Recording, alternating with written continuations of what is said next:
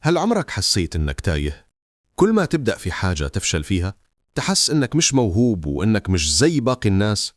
طيب استنى، القصة دي مش عادية. دي قصة شاب حقيقي قرر يغير مصيره بإيده، مش بالحظ ولا بالظروف. القصة عن علي، شاب بسيط جدا ساكن في قرية صغيرة، بيتهم قديم وأبوه فلاح على قده، وأمه كل يوم تصحى بدري تعمل الأكل وتشجعه وتقول له ذاكر يا ابني، يمكن ربنا يكرمك وتبقى أحسن مننا. لكن الدنيا ما كانتش سهلة.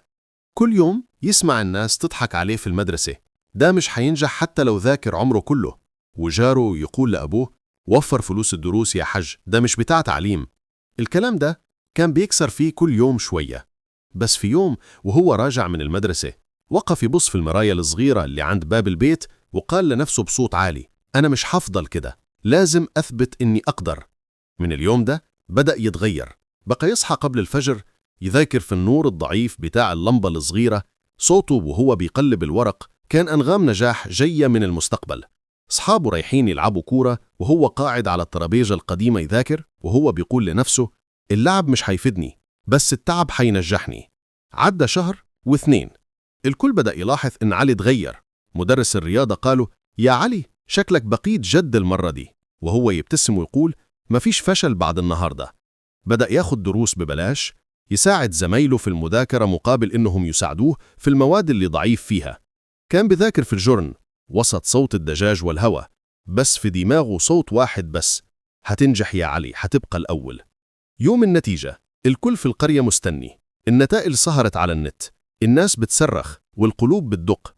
أخوه الصغير بيجري عليه بالموبايل وبيقول: علي، اسمك هنا، انت الأول على المدرسة. الدموع نزلت، مش دموع فرح بس، دي دموع كفاح سنين. الكل بيسقف له.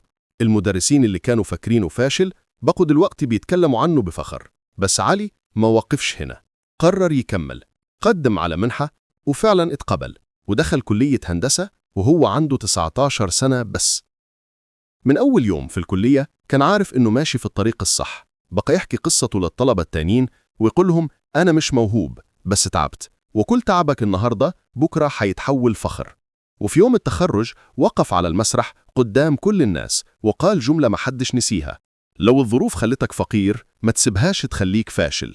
النهاردة علي شغال في شركة كبيرة، وكل ما يرجع بلده الناس تسلم عليه وتفتكر أيام زمان. بس هو كل مرة يقول لنفسه: لسه ما خلصتش. النجاح مش محطة، النجاح رحلة. فكر فيها لحظة، يمكن تكون أنت دلوقتي في نفس النقطة اللي بدأ منها علي، تايه، محبط، حاسس إن الدنيا غافلة.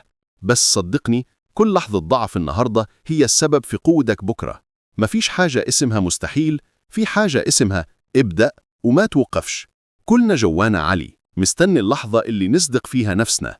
لو القصة دي خلتك تفكر أو لمستك حتى شوية، اعمل لايك واشتراك، وخلي القناة دي تكون سبب إنك تبدأ تتغير. وما تنسى، اللي بيتحدى الظروف هو اللي بيصنع المعجزات.